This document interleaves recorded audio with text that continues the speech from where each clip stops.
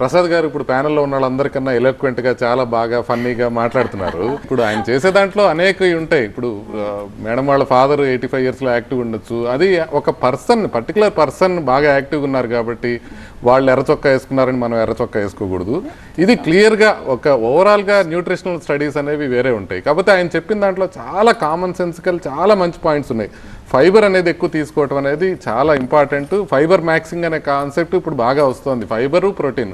For example మీకు late night snaking అలవాటు ఉందనుకోండి, మీకు ఖచ్చితంగా ఉపయోగపడుతుంది టైం రెస్ట్రిక్టెడ్ ఈటింగ్. మీరు వెయిట్ ఎక్కువ ఉన్నారనుకోండి, మీకు డెఫినెట్గా ఉపయోగపడుతుంది ఇంటర్మీడియట్ ఫాస్టింగ్. మీరు ఆల్రెడీ స్కిన్నీ ఫ్యాట్ ఉన్నారనుకోండి, అంటే ఇండియన్స్లో మనం అనేదాన్ని ఈ స్కిన్నీ ఫ్యాట్ అంటారనమాట. ఇది చాలా ఇంపార్టెంట్. అంటే మజిల్ తక్కువ ఉంటుంది, పొట్ట మాత్రమే ఉంటుంది, మొత్తం సన్నగా ఉంటారు. వీళ్ళు ఏంటంటే వీళ్ళు ఇంటర్మీడియట్ ఫాస్టింగ్ చేసి ఉన్న టైంలో ఓన్లీ కార్బోహైడ్రేట్స్ తీసుకొని కడుపు నింపుకున్నారంటే మాత్రం ఇంకా మెటబాలిక్గా వరుస అయ్యే అవకాశం ఉంటుంది. కాబట్టి ఇండియన్స్లో ఇది ప్రమోట్ చేసేటప్పుడు ప్రోటీన్ కంటెంట్ పెంచాలి అనే విషయాన్ని చాలా క్లియర్గా మనం చెప్పాల్సిన అవసరం ఉంది. మన ఇండియన్